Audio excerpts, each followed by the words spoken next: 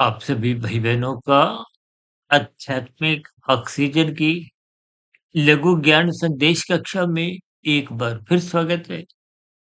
आज की चर्चा में जो विषय लिया हुआ है, वो चमत्कारों के आकर्षण कहो, क्योंकि एक संसारी मनुष्य चमत्कारों से ही प्रभावित होता है और वो बार-बार अपने जीवन में चमत्कार ही चाहता है। पुरुषार्थ करने से बचता है और जो मनुष्य पुरुषार्थ नहीं करता, जब बचता है, जब बहाने ढूँढता है, तो फिर ऐसी स्थितियों में मनुष्य अपने कर्तव्यों का पालन कर नहीं पाता, अपने धर्म को निभा नहीं पाता और जो मनुष्य धर्म का पालन नहीं करता, यानी अपने कर्तव्यों का पालन नहीं करता, तो उसका सत्वगुण कमज़ोर बना रहता है और सत्वगुण कमज़ोर होने पे ये राजसी स्थितियाँ देर-सबेर मनुष्य को फिर तमोगुण में गिराती है। क्योंकि राजसी स्थितियाँ निरंतर बनी नहीं रह सकती। ये गुणों का प्रवाह है। रजोगुण के बाद तमोगुण आता है। तमोगुण के बाद फिर सतोगुण आता है। देखिए शाम को जैसे ही सूर्यास्त होता है तो अंधकार आने लगता है। वो तामसी स्थिति है, मोहनात्मक स्थितियाँ हैं।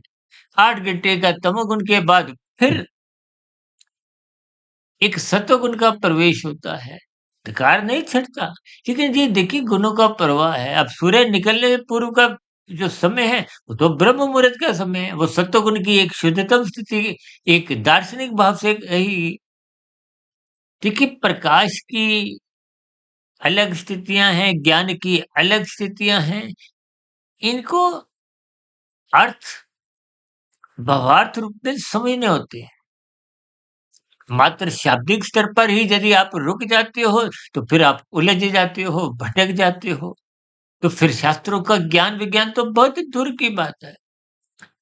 क्योंकि मनुष्य पुरुषार्थ से बचता है। अक्सर मनुष्य देखिए बार-बार जैसे ही नया साल आरंभ होता है, तो नए साल में वो छुट्टियों की एक सूची पर ही उसका अधिक ध्यान जाता है कि कब-कब छुट्टी आने वाली है।